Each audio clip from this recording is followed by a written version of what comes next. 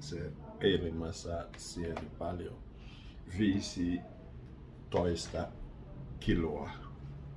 Ja joka viikonloppu mä käyn metsässä poimimaan, koska se on ilmainen ja on hyvä tuoli ja hieno. Saa tehdä kastike, saa tehdä soppa. Sen takia mä tiedän mitä on syöttävä sieniä ja myrkysieniä. Mä oon löyty paljon 15 kiloa joka viikonloppu mä käyn, mutta eilen oli minun viimeinen päivä. Se on 19. lokakuuta. Joo, mä pakataan näin.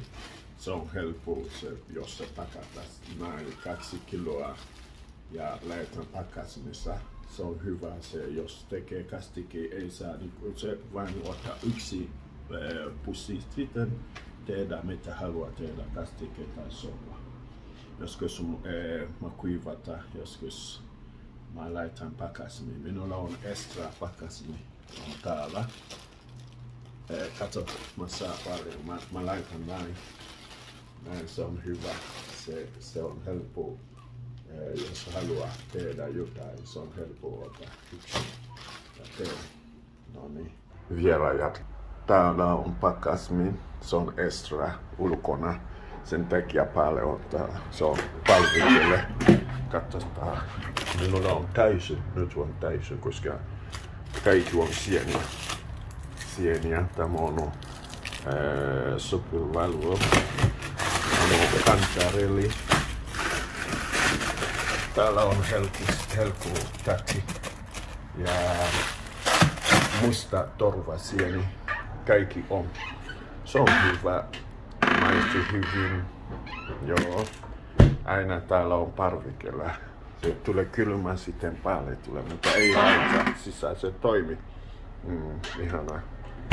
Aina ystäviä kysyy Kofi, miksi aina sinä menet metsässä? Kyllä.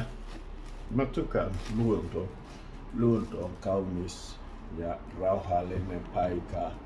Kuuntelee eläin, linnun lauluja ja se on hyvä. Mä tuntuu hyvältä. Ja sen jälkeen mä saan ilmainen ja tuoli ruoka, joskus mustikoita, puolukoita ja sitten sieniä. Se on hyvä, mä säästää ja syö, ei saa ostaa.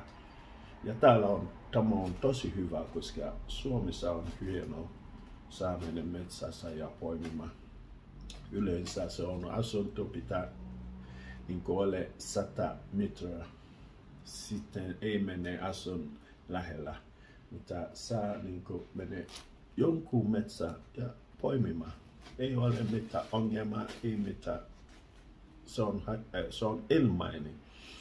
Sen takia mä tykkään mennä metsässä. Se on helppo. Ja saa tuolla ruokaa.